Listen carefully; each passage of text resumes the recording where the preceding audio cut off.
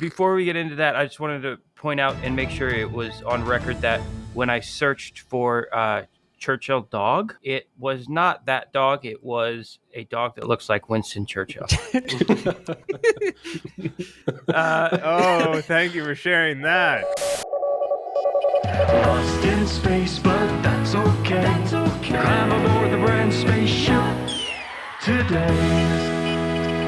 This is the Brand Spaceship. That's Joe. I'm Rye. This is Joe and Rye Reacts, and Jared is here. Jared, are you recording yourself or no? Yeah, I'm here. Are you being recorded? Yep. Just in case I say something great. Who knows?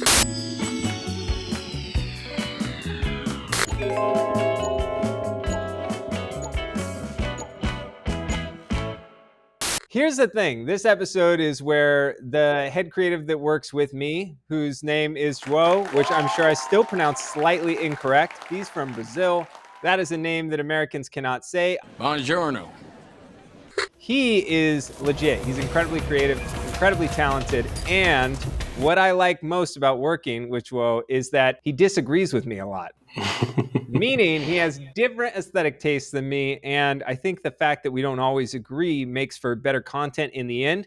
So this is a little spin on the Brand Spaceship where we are going to watch other people's stuff that João has chosen, and we're going to say what we liked and what we didn't like. Does that surmise it pretty well? Yeah, that fits great. Mm-hmm. Jared, I have to tell you one thing. This is really important. This is the most important thing of the day. I'm disappointed in you. Oh, what'd I do this time? Well, it has to do with your outfit.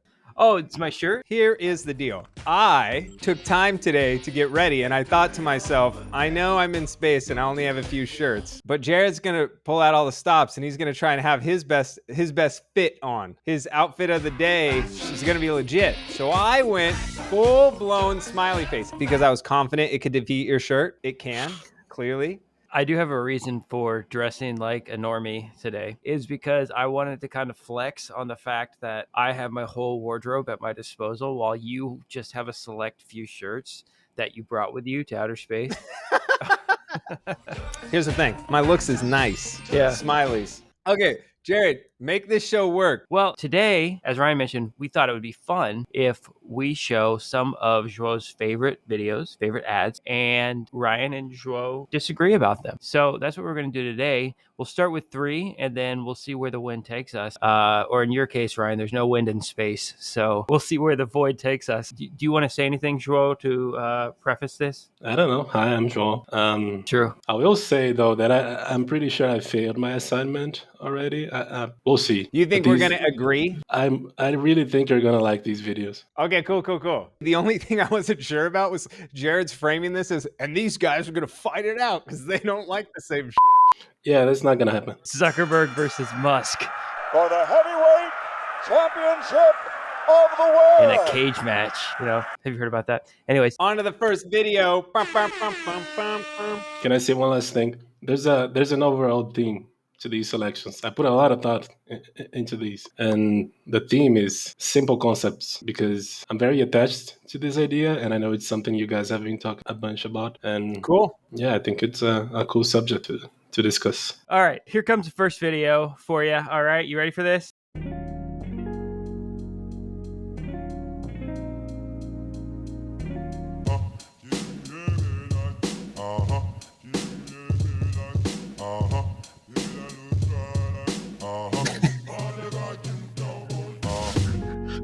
Should life come to a stop, we'll give you up to £100 for immediate expenses so you can keep moving. Oh yes, Churchill. All right. Nice. It's so good. I have no idea what it's for, but I love the video. And I don't ever know. I knew that was going to be the first thing. Like, what the is this for? That was fun enough that if it had said, like, check out Churchill and then gave me a URL, I would go, right? So, like, it would be the perfect thing where it not only entertained me, but it drove an action. But yeah, if you like this, I love this. I love dogs.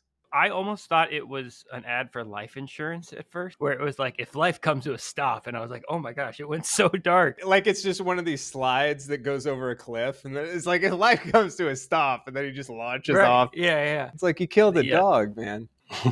João did say he was going to go a little weird. It's just the first episode. We can go much deeper. We'll go darker.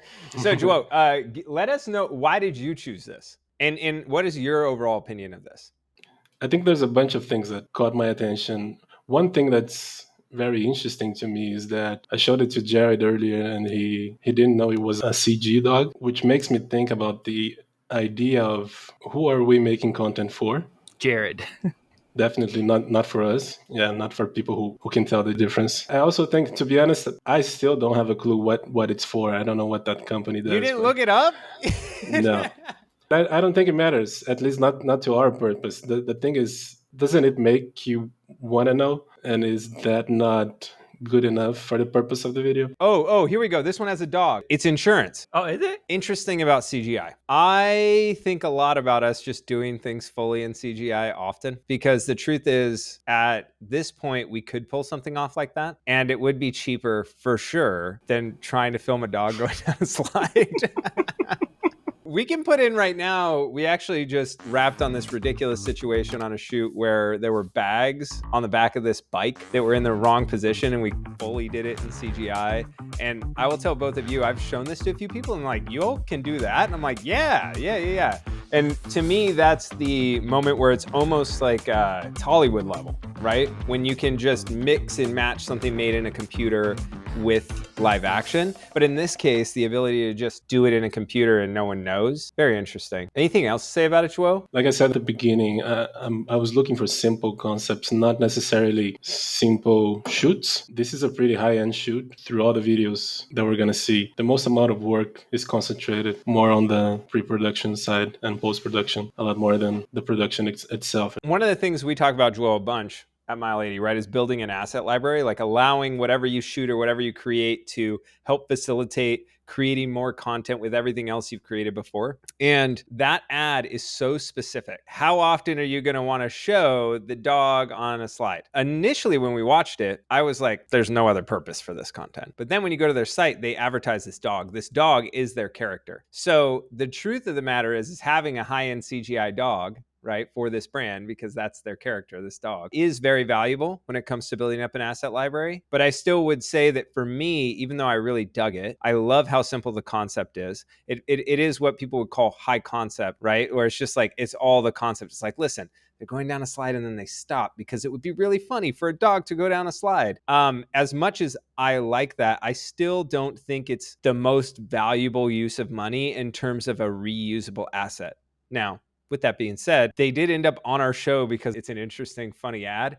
And since it's an insurance company, if they had just shown the dog standing next to a car accident, which would have been a more reusable asset for them, something tells me we aren't talking about it. So there's a line. One thing that I was thinking about, using the same idea, same concept, could this overall same metaphor be used by someone who's making amateur content on TikTok, for example, using their dog chilling and still convey a lot of the same message, just less high end? So it would be the dog just stopping walking, like you walk a dog and then it will just sort of lean into its hind legs and be like, I'm not going anymore, and you're looking back at it. Yeah, that'd be the low budget version. You're getting at something that's a super valuable thing to consider, which is, okay, you have this idea that the dog stops on something. The question of what's the funniest way to express that might be they're going down a slide at a carnival. The other end is, how do you convey that message with the least expense possible? And frankly, you're spot on, João. Like, someone could just tell that story with their phone and it would be the perfect metaphor on TikTok, for example.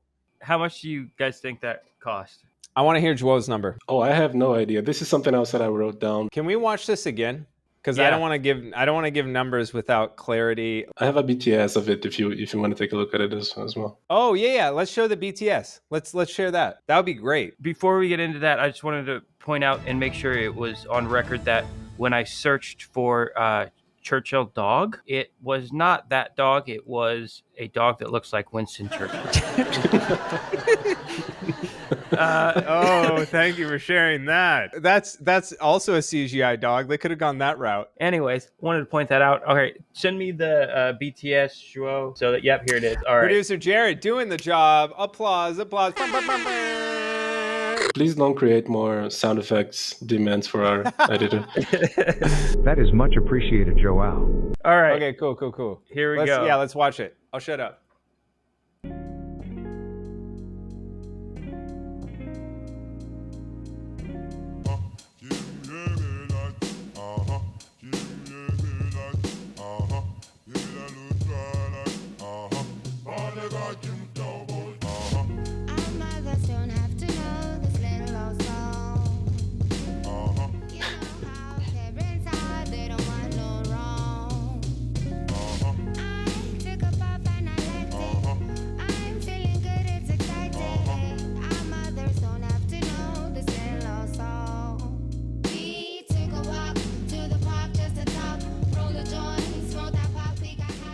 All right, so my guess here in terms of cost, my guess is $250,000 being spent on this. It could be as high as $500,000, and it could be as low as like 150, depending. It would actually surprise me. My guess is it's $250,000. Those types of cranes are many thousands of dollars for the day. And then you're having a sizable crew. You're renting out that space. You have a lot going on. I mean, you're spending over $100,000 even for just that day, probably, to capture that. And then from there, the question is: was the agency and the production company and the post-production company and the visual effects house, were those all separate entities, or were those single entities? One thing that My Lady does is we try to integrate everything into one place so that we can basically be more efficient with clients' cash. But for the most part, in traditional production, I looked up where this company is based. They're based in the UK. But my guess is that these are separate entities. So we're looking at 250, 500, maybe with the concepting even more. What is the likelihood that they actually built out a skeleton first, right? And then It's very high. They did. Really? And then Yes, the for sure. muscles, and then Yes, the that's the skin? way they did that, for sure. Wow. That's not like a lie. That's actually what was done. And if I work on something like this, I'm hoping that I can keep using it and doing more with the rig. Or it's so much work and it's so artistic and it's so good that it's such a waste to use it only once. On their front page of their website, there's a real dog standing on a skateboard. The point is they have real dog images. At least it looks that way, at least on mine that I'm seeing, which is a dog on a skateboard. Maybe they did one shoot where it was a real dog and the dog was super annoying to deal with, and it made it so that they didn't make their day or something. So then they went, I don't care how much it costs, like make a fake dog that looks real, so that you can then get all these different assets. I mean, all these might be from the CGI dog on it. Yeah, a fundamental part of their asset library is this CG dog, because they use it in a million different ways across. Perfect. So it makes total sense. You're just like, look, all your ads are going to be this dog. Every static frame is going to be this dog. Let's make it perfectly. Let's not mess around. Let's spend $100,000 on a fake dog. Yeah. Now all of a sudden, forever and ever, we have the ability to iterate on this. Now that it's not a terrible idea. I think it makes a lot of sense. It's super annoying to have to work with live animals. Cool. All right. Thank you for being here. This was the Brand Spaceship. This was Ryan Joe React. What are we calling this? Not that. That's what you wrote in the calendar. Oh yeah, sure. Yeah, that's internal. My Lady reacts inside the Brand Spaceship. Anything else anyone wants to say on this one? If the next one doesn't have dogs, I riot. Let's go to the next one. Next one doesn't have dogs, doesn't have people. Don't spoil it. Oh, sorry. No spoil. Hashtag no spoilers. João was that guy the day that Avengers Endgame came out. He was like, "Rest in peace, Tony Stark" on Twitter. Everybody was like, "Damn it, João."